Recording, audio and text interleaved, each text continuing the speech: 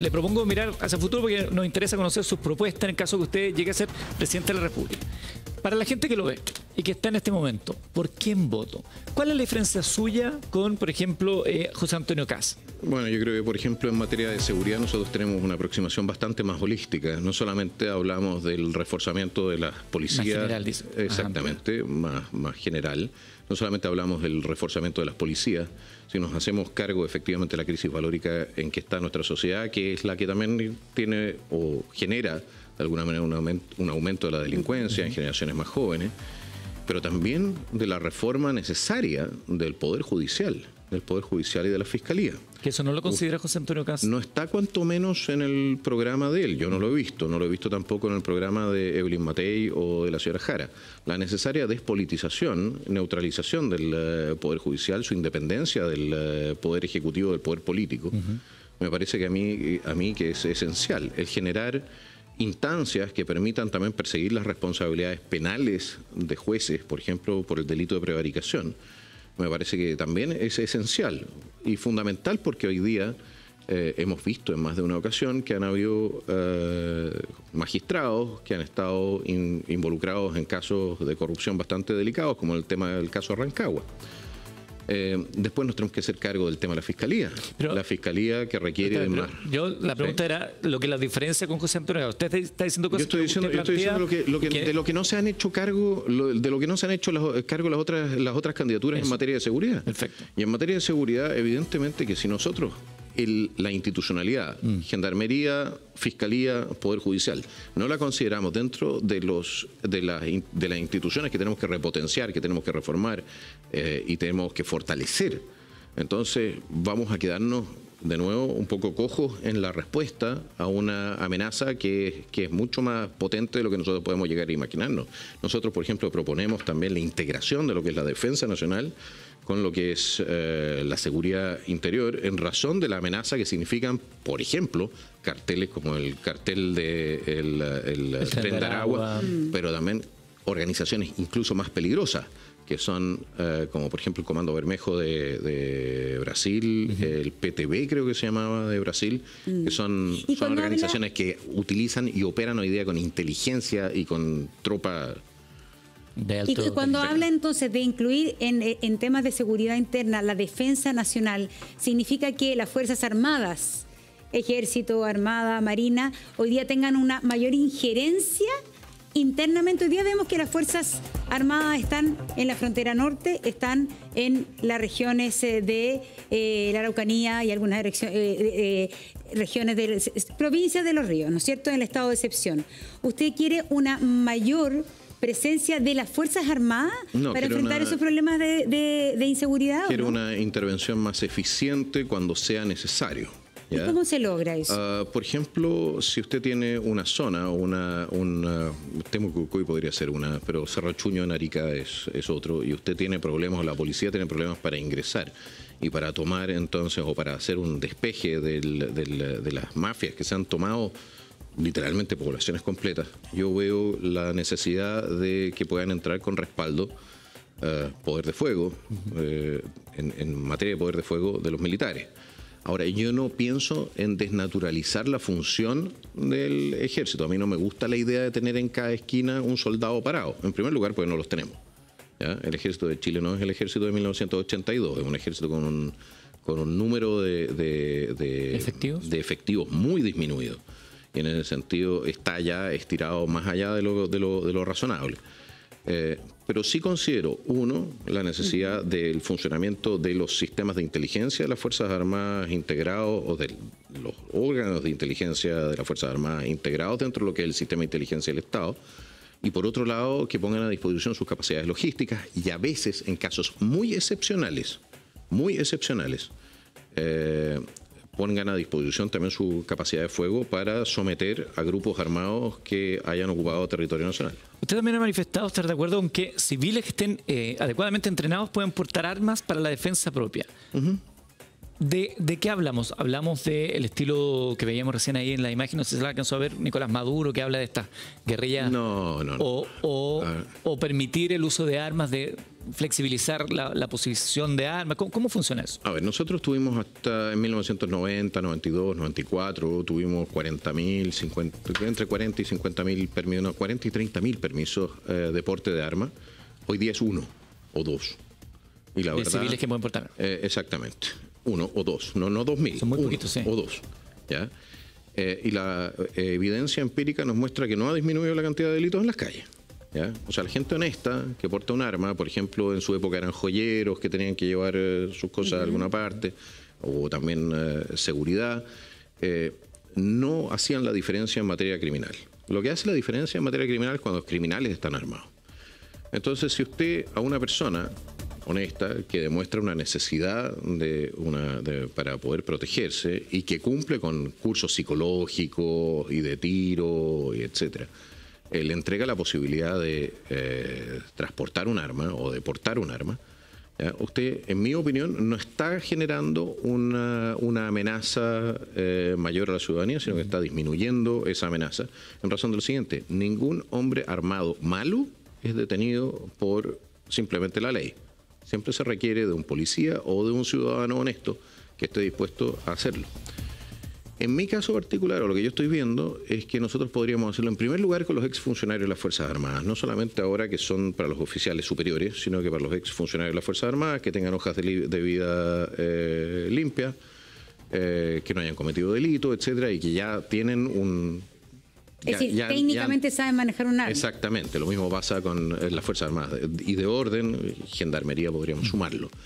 Ya con eso aumentaríamos con mucho la cantidad de personas. Y es bien increíble que los gendarmes no puedan usar un arma hoy día. ¿No le parece? El horario de trabajo. Exactamente, y más encima están muy amenazados. Ese es otro tema al cual nos estamos abocando, porque tenemos que también generar, desde el punto de vista de la protección de la Gendarmería y de Carabineros, volver a lo que son las poblaciones de casas fiscales, para entregarles espacios que efectivamente para poder protegerlos. Claro. Pero volviendo al porte de armas en manos de civiles, ya usted hace con un escalafón que sean exfuncionarios debidamente acreditados, etcétera, de las Fuerzas Armadas de orden. ¿Y qué tipo de ciudadanos pueden, según usted, deberían o estaría de acuerdo que portaran armas en la calle? Hoy día se puede tener arma debidamente inscrita en su casa o en su local comercial y utilizarla ahí. Mire lo que decía, pero el porte de armas en la vía pública, lo que decía la ley originalmente: una persona que con antecedentes intachables, que no tenga problemas psicológicos y que demuestre una necesidad. ¿Ya? Por ejemplo, una persona que tiene que transportar efectivo, tiene que transportar bienes que sean probablemente o puedan, lo hagan o lo transformen en un... En el fondo, a una necesidad concreta, no es porque una persona, pero una persona puede decir, yo me siento insegura, ¿porto un arma? Bueno, en otros países puede suceder así. Yo creo que en Chile no está la cultura para eso, así es que nos quedamos en lo que le acabo de describir. A mí me parece que ya sería un gran avance. Por lo demás, tener presente que la gran respuesta o la respuesta a la criminalidad al final tampoco es esa. La respuesta a la criminalidad o a solucionar el tema de la problemática de criminalidad es sacar a los criminales de las calles y ponerlos en las cárceles. Nada más. El resto son, digámoslo así, son extras, pero no reemplazan la necesaria obligación del Estado de entregar el servicio de justicia, de entregar seguridad a los ciudadanos, a usted, señora, a usted, señor. Le voy a preguntar algo que hoy día en la mañana lo discutíamos por una norma que se está aprobando en Washington, que es de bajar la edad de imputabilidad. ¿Estaría usted de acuerdo con bajar eso? Cifras de Fiscalía revelan que en el 2024 se ingresaron 7.964 hechos delictivos en que participaron adolescentes, aumentando en un 4% respecto al año anterior. ¿Estaría de acuerdo? ¿En qué rangos? ¿Es parte de sus propuestas? Mire, si comete delitos de adulto, evidente, y estamos hablando de delitos atroces, evidentemente yo creo que... Asesinato, no, especialmente el tema del sicariato es complejo, porque se utiliza, por ejemplo, lo vimos con el candidato presidencial colombiano, que utilizaron un menor de edad para asesinarlo. A mí nadie me dice que un menor de 16 años no entiende la diferencia entre el bien y el mal en materia de matar a una persona o no. ¿De acuerdo? O sea, entiendo que estaría disponible para ciertos delitos. Yo estaría disponible para que en ciertos delitos efectivamente se aumenten las penas. Ahora, también tener presente lo siguiente, esos niños, si lo quiero decir así, nosotros tenemos que tener un espacio en el cual efectivamente puedan ser resocializados en la medida en que efectivamente eso sea posible. Mejor niñez, pero yo no puedo, exename, no, a su juicio no da el ancho. No da el ancho y de hecho yo creo que han cometido graves errores. Lo hemos visto en lo que ha sido la gestión. Yo creo que ahí falta una nueva investigación. Tuvimos en 2017 tuvimos una investigación respecto de los niños fallecidos en el Sename. Una gran cantidad. Un desastre.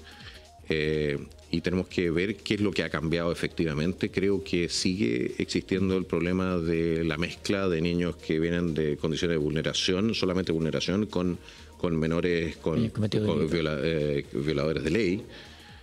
Y eso dentro de los propios hogares genera entonces también dificultades. Así es que nosotros probablemente tenemos que empezar a pensar en una política de correccionales, ¿ya?, para jóvenes y menores violadores de ley, y tenemos que generar suficiente espacio para hacer también la segregación que haga posible la reintegración de la mayor cantidad de jóvenes, pero no solamente de jóvenes, sino que también de adultos en el sistema carcelario a la vida. El candidato Franco Parisi dijo acá que él quería que los presos lo pasaran mal, que se hacían cárceles con barcos, que lo pasaran mal, que se marean y que pagaran su propia estadía en las cárceles. Bueno, yo no soy un gran partidario de una cárcel que sea un hotel, eso está claro, ¿ya? Pero tampoco soy partidario de que la cárcel se transforme en un instrumento de tortura, ¿ya?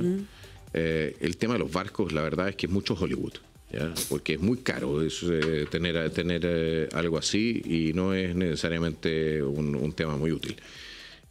Eso quiere decir el tema, no comparte el modelo Bukele, que ha sido parte fundamental también de la discusión hoy día política en Chile, del modelo Bukele como sistema carcelario. No, lo comparto. Lo que pasa es que no creo que el modelo Bukele esté reflejado en lo que plantea el señor Parisi. Yo creo que el modelo Bukele, que es, entre otras cosas, el de integración de los reos en el trabajo y que ayuden a pagar sus propios costos, me parece maravilloso, me parece muy interesante.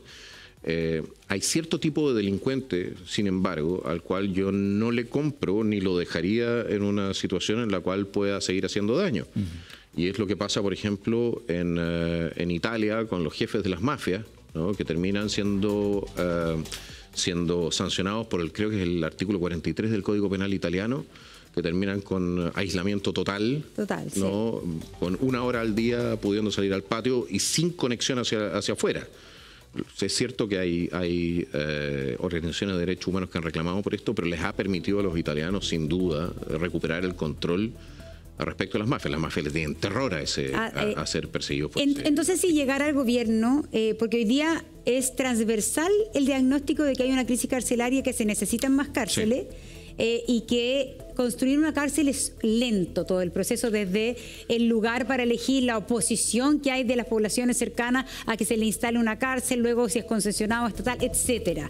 ¿Cuál sería para usted finalmente la medida o la forma de superar más rápidamente la crisis carcelaria? Usted puede hacerlo por los dos lados, lo puede hacer por el de arriba y el de abajo. El de arriba son las cárceles de alta seguridad, que son caras, nadie quiere tener una cárcel de alta seguridad, etcétera, ¿ya?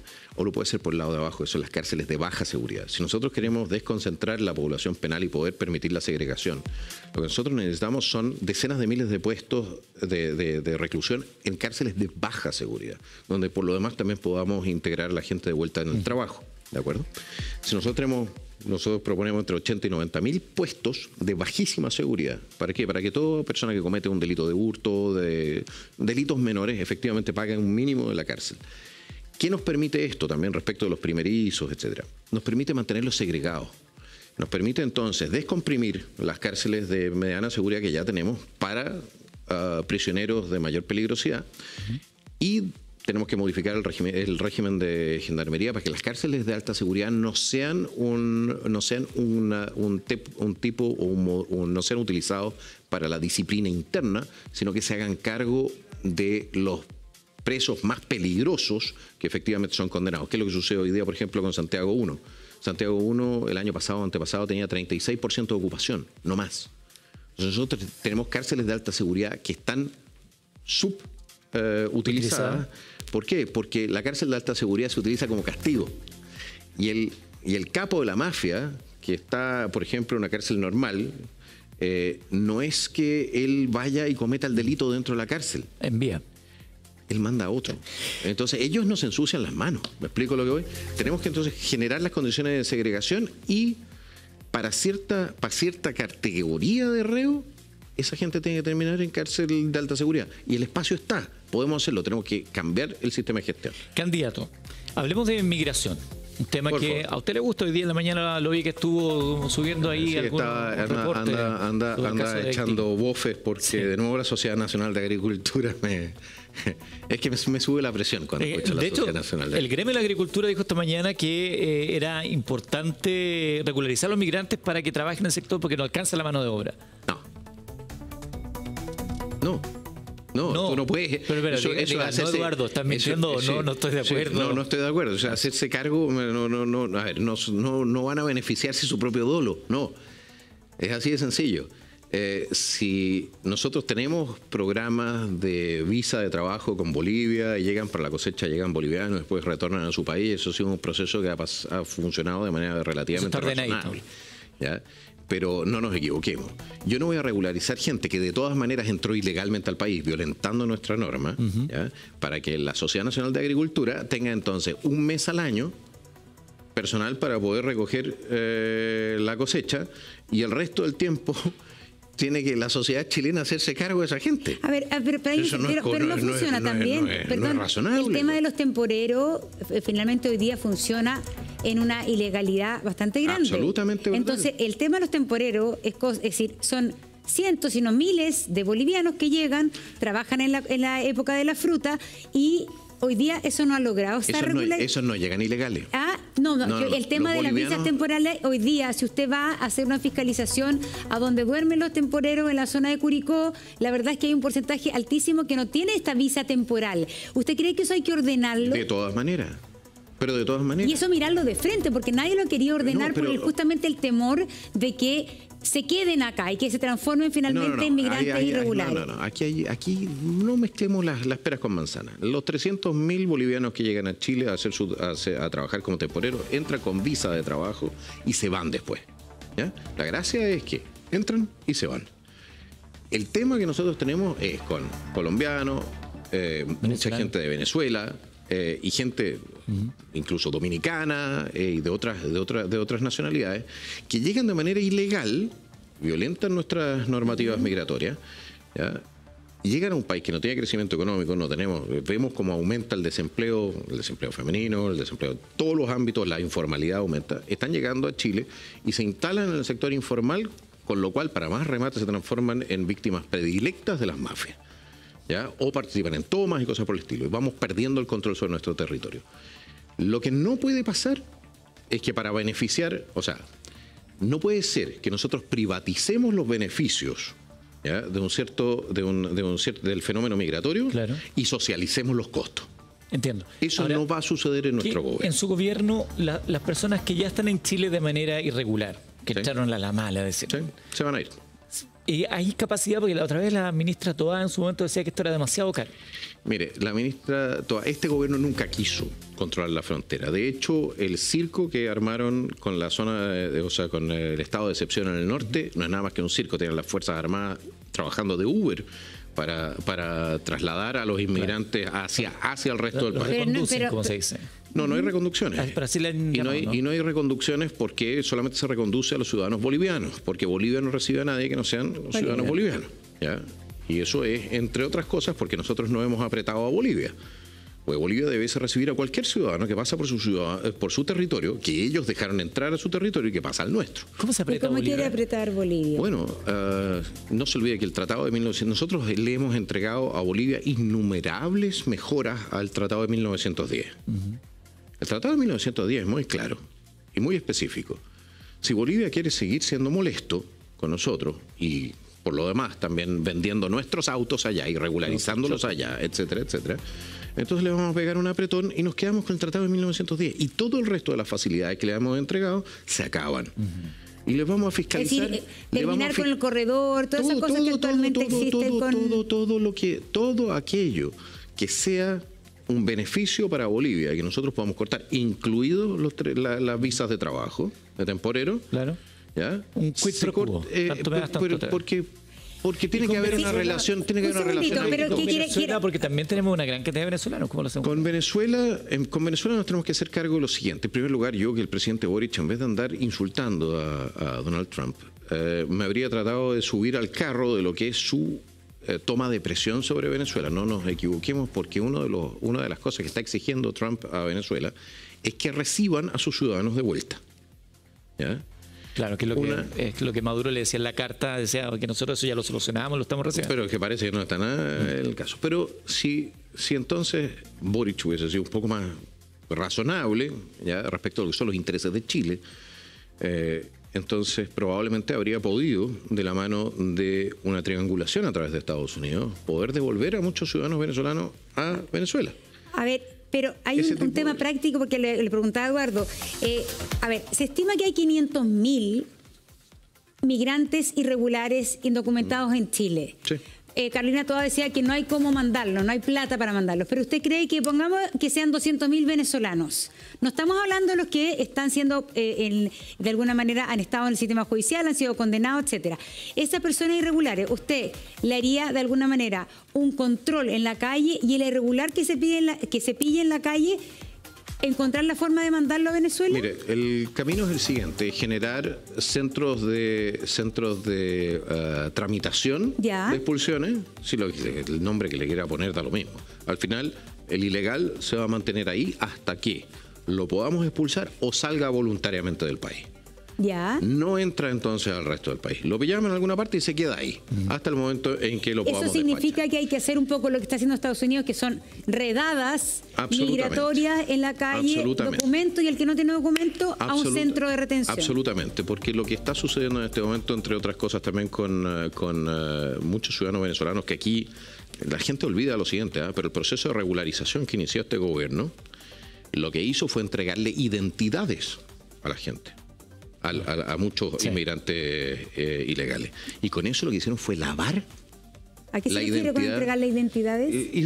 Entregar identidades. Yo decía, yo soy Pedro Pablo Rodríguez. Y que le dieron una... y que les entregaron, un RUT chileno bajo esa identidad. Exactamente, pero no tenían que certificar que efectivamente fuesen esa persona. Candidato. No sabíamos si tenía antecedentes penales o no. Es lo que pasó con este caballero que salió arrancando de la cárcel. Pero ese no tenía identidad. Pero le habían entregado voy a aclarar un tema. Él no tenía identidad chilena, no tenía RUT chileno, para dejar eso claro. Pero lo habían registrado. Para no instalar temas que no son... El Estado de Chile no le dio ni un RUT válido a esa persona. A ver, no, el RUT es el rol único tributario. Es decir, no tenía registro en Chile, se averiguó quién era. Lo que tenía era, sin duda, eran documentos, o había sido efectivamente detenido en más de una ocasión y se le había quiero preguntarle lo empadronado. Siguiente. Esa es la Con documento... Déjeme preguntar lo siguiente, nos quedan solo 5 minutos y esto me interesa porque está dentro de sus propuestas de gobierno. Otros candidatos también han hablado de reducir el Estado. Marco Enrique Minami dice, yo soy lo único que dice es que ampliar el Estado, pero no como lo dicen. Bueno, reducir el Estado, sacar, por ejemplo, 200.000 empleados públicos, terminar ministerios. La pregunta va por dos lados. Primero, ¿cuál es ese plan de reducir el Estado? Con los ahorros, me imagino. Y segundo, ¿cómo se toman las palabras del candidato Eduardo Ortiz cuando dice que, entre otras cosas, usted y Kass, por el hecho de reducir empleados públicos, no lo van a dejar gobernar? A ver, en primer lugar, hacer presente lo siguiente. Aquí el que trate de violentar el Estado de Derecho se va a ir preso. Punto. Y si el señor Artés participa de eso, bueno, nosotros vamos a tener mucho espacio carcelario a poder inaugurarlo. Respecto de la necesaria disminución del tamaño del Estado, mire, hace 10, 12 años atrás Chile tenía 500.000 funcionarios públicos, hoy día es casi 1 millón. Esos 500.000 funcionarios extra que tenemos en este momento no han significado una mejora en los servicios públicos. Nadie serio puede plantearlo. Y cada uno de ellos gana en promedio 2,5 millones de pesos. Son entre 8.000 y 10.000 millones de dólares que nos están faltando. En el presupuesto para equilibrar las finanzas públicas, que nos están faltando para pagar las listas de espera, la gente que está en lista de espera. Tenemos 40.000 personas que se nos están muriendo en lista de espera, que nos están faltando para contratar carabineros. ¿Esto implicaría reducir ministerios, por ejemplo? Fusionarlo. Por ejemplo, ¿qué es lo que sucede? Suiza, por ejemplo, tiene 9 ministerios. No sé por qué nosotros tenemos 25. ¿Ya? Nosotros para cada actividad prácticamente hemos desarrollado un ministerio especial. Tomemos economía. Economía, nosotros queremos fusionar entonces. Tiene que quedar bajo el Ministerio de Economía. Minería, agricultura, energía, medio ambiente, creo que eso era, en este caso específico. En el Ministerio de Infraestructura, así como lo vemos nosotros. ¿Ya? Ministerio de Obras Públicas, Bienes Nacionales, Vivienda. ¿Para qué? Para optimizar la gestión. Si mucho de la permisología que nos tiene a nosotros en el tope de burocracia a nivel latinoamericano para iniciar empresas y todo el tema, tiene que ver con estas peleas también dentro del Estado por permisos, por todo tipo de cuestiones burocráticas. Muchas veces la gente que está en política dice que esto es poco practicable porque los funcionarios son prácticamente inamovibles. Es que no lo creo. En primer lugar, yo no me quiero meter con la planta del Estado. La planta del Estado está establecida por ley. ¿Ya? Y ahí se aplica el estatuto administrativo. Sí, nos vamos a pelear con el Poder Judicial si pretenden seguir metiendo el Código del Trabajo como reemplazo o como suple del estatuto administrativo, ahí donde el estatuto administrativo sí regula. ¿Ya? Pero honorarios y a contrata. Ahí es donde ha habido una expansión realmente brutal de personal que muchas veces ha entrado no en razón de su capacidad técnica o su necesidad técnica, sino que porque se han ido inflando los equipos políticos. Seremi de Salud de la Araucanía, siempre me acuerdo de ese caso, que tiene entre 6 y 8 periodistas. ¿Por qué? Claro. ¿Ya? Y ese demuestra un botón, ¿de acuerdo? Y eso está sucediendo en toda la administración. Nosotros consideramos que podemos ahorrar mucha plata ahí. Podemos ahorrar mucha plata también de la mano de lo que son los programas que han sido identificados por la propia DIPRES, ¿ya? Como insuficientes o de ejecución ineficiente. Son casi 20.000 millones de dólares. A propósito de